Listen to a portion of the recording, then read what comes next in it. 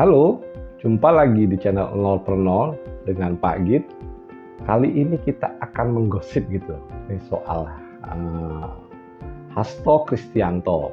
Di sini Hasto menjadi tersangka dalam kasus suap ya terhadap KPU terkait penggantian antar waktu, teman-teman.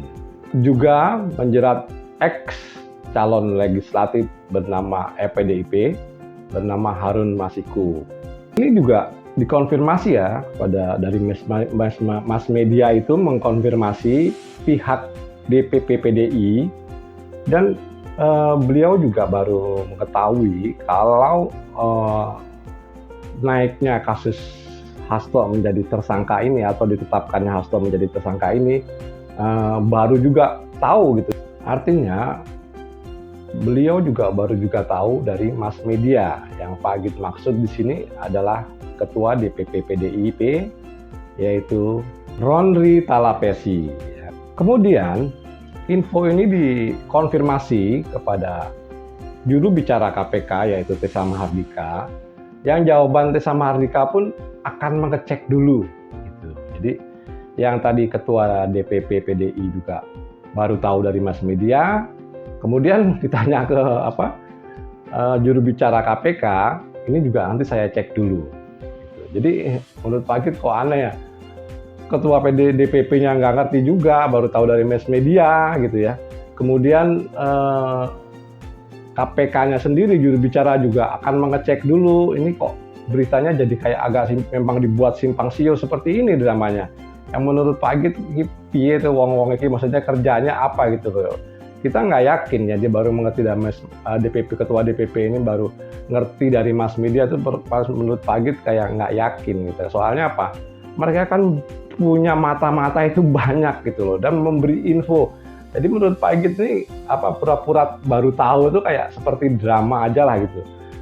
Dan begitu juga juru bicara KPK yaitu Tessa Mahardika melakukan drama-drama politik juga menurut Pak Git, seperti beliau itu belum tahu dari istilahnya badan informasinya KPK. Maksud juru bicara ini harusnya udah tahu lah, misalnya ini akan diumumkan gitu ya, akan ditetapkan menjadi tersangka Hasto gitu ya. Tapi kenapa juru bicara itu begitu dikonfirmasi juru bicaranya, nanti saya coba cek dulu. Aduh, piye ki negara. Seolah negara ini cuma seperti dibuat main-main sama mereka. Dan juru bicara Tessa Mahardika berjanji, jadi kalau beliau sudah mengecek, nanti update-nya, kalau udah dapat update baru diberitahukan ke mass media ya. Begitulah cara kerja dari institusi, kemudian partai gitu. Jadinya semuanya ini kalau Pak Git menurut dikerjakan menurut kepentingan politik, bukan demi kepentingan bangsa dan negara. Setelah ditetapkan, Hasto ini ditetapkan menjadi tersangka dalam kasus tersebut, ini rumahnya tuh langsung dijaga ketat gitu oleh Cakrabuana. Cakrabuana tuh kayak istilahnya angkatannya, atau kalau dibilang angkatan bersenjatanya PDIP gitu. Kalau di NU Banser lah seperti itu. Ini udah dijaga oleh Cakrabuana ya, sekitar 6 orang gitulah. Jadi sepertinya Cakrabuana ini akan mengantisipasi kalau nanti KPK atau petugas KPK akan datang, ini siap menghadang seperti itu. Ini kan lucu ya, tadi DPP PDIP menyatakan kalau beliau baru tahu dari mass media, tapi sejak kemarin atau begitu itu diumumkan, jadi Hasto diumumkan, rumahnya sudah dijaga gitu loh. Jadi kalau menurut berita yang ada ini kita analisa, kayaknya kan ya jelas lah mereka membuat sandiwara politik. Dan Pak Git juga nggak ngerti ya apa tujuannya Cakrabuana ini menghadang, maksudnya menjaga rumah Hasto ini. Pak Git juga belum paham gitu. Kalau memang Pak Hasto bersih, itu ngapain harus dijaga? Kalaupun nggak ada bukti yang memberatkan nanti ya, dia ditangkap, saat ini buktinya nggak ada, nggak bisa membuktikan, kan keluar lagi. Kalau begitu, ini ngapain sampai dihadang-hadang gini kan? Ini kan menurut Pak Git mencontohkan kebodohan dan kejelekan kepada masyarakat gitu loh. Jadi kalau Pak Git lihat sendiri, ini seperti gaya-gaya preman banget gitu loh. Udah diumumkan, kemudian rumahnya dijaga oleh Cakrabuana.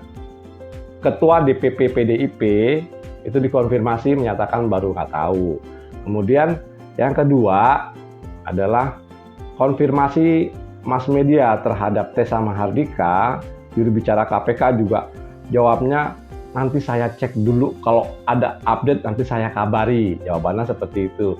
Yang ketiga, rumah Pak Hasto saat ini itu dijaga oleh Cakrabuana, gitu ya.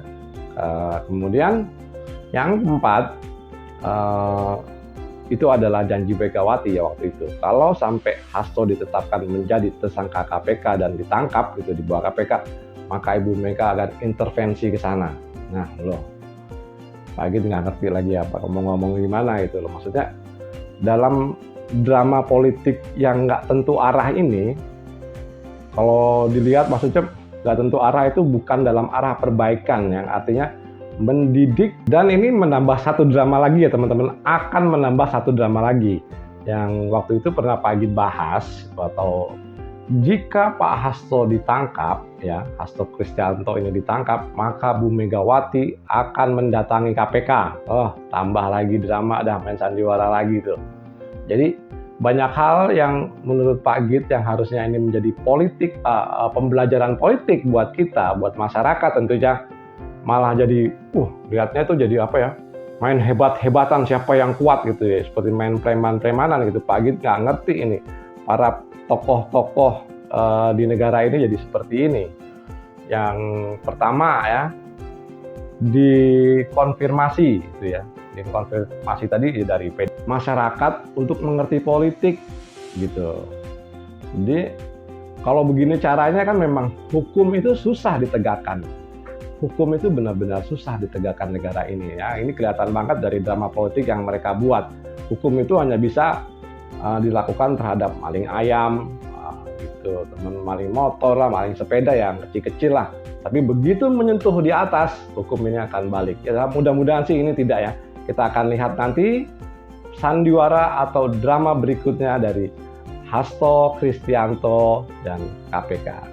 Oke teman-teman, menurut Pak Agit sekian dan terima kasih.